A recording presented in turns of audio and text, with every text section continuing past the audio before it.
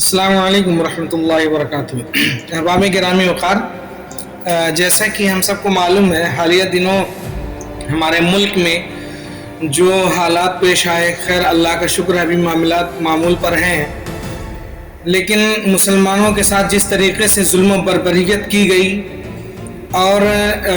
جہاں ضرورت تھی جس سے مانگنا چاہیے، کوئی مسلمان اس کا وروध نہیں کرتا ہے کہ کوئی ہندو راشٹر بنائے یا نہ بنائے، جمہوری رہے نہ رہے۔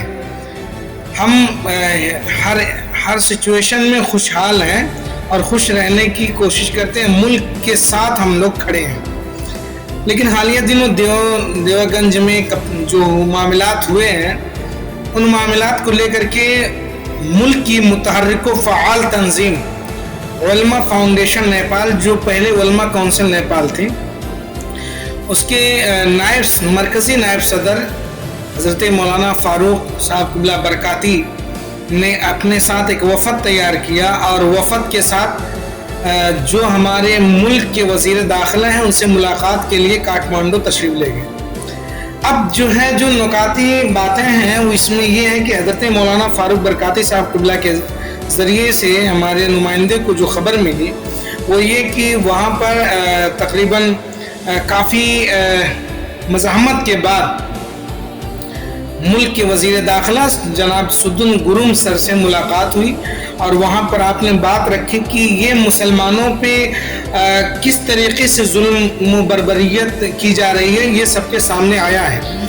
اگر کوئی معاملہ ہوتا ہے تو وہ ہماری مسجدوں کو ٹارگٹ کرتے ہیں، ہمارے مدرسوں کو ٹارگٹ کرتے ہیں۔ حالیہ وہی علماء فاؤنڈیشن نیپال ہے جس نے رویت ہلال کے مسئلے میں لوگوں کو متحد کرنے کی کوشش کی تھی۔ یہ وہی علماء فاؤنڈیشن نیپال ہے جس نے راشٹریہ ایکتا سمیلن کرا کر کے تمام مذاہب کے لوگوں کو امن و بھائی چارگی کا پیغام دیا تھا۔ یہ وہی علماء فاؤنڈیشن نیپال ہے جس نے اپنے بے سر و سامانی کے عالم میں بھی پورے ملک میں لوگوں کی آواز بن کر کے مسلمانوں کی نمائندگی کرتی نظر آ رہی ہے۔ یہ وہی علماء فاؤنڈیشن نیپال ہے۔ آگے بھی ہم امید کرتے ہیں کہ علماء فاؤنڈیشن نیپال اسی طریقے سے اپنے کارناموں کو انجام دیتی رہے۔ علماء فاؤنڈیشن نیپال کے نائب مرکزی صدر حضرت مولانا فاروق برکاتی صاحب قبلہ نے کہا کہ الحمدللہ رب العالمین، ہم نے ملاقات کی وزیر داخلہ سے، اپنا میمورینڈم پیش کیا۔ علماء فاؤنڈیشن نیپال کے اس لیٹر پیڈ پر جو بھی ہمارے مطالبات تھے، میمورینڈم تھے، وہ سب پیش کیے گئے۔ ہمارا مقصد ہے ملک میں امن و امان قائم ہونا، ہمارا مقصد ہے ملک میں امن و شانتی کا پرچار ہونا۔ اس وفد میں حضرت مولانا فاروق صاحب قبلہ برکاتی جو مرکزی صدر سید غلام حسین مظہری صاحب قبلہ کی عدم موجودگی میں مورچہ سنبھالے رہے، اور ان کے ساتھ قاضی نیپال حضرت علامہ مفتی محمد عثمان برکاتی صاحب قبلہ، اور ان کے ساتھ حضرت مولانا محبوب رضا صاحب، حاجی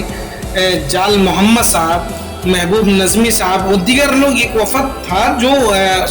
وزیر داخلہ سے ملاقات کے لیے ملاقات کیا اور اپنے مسلم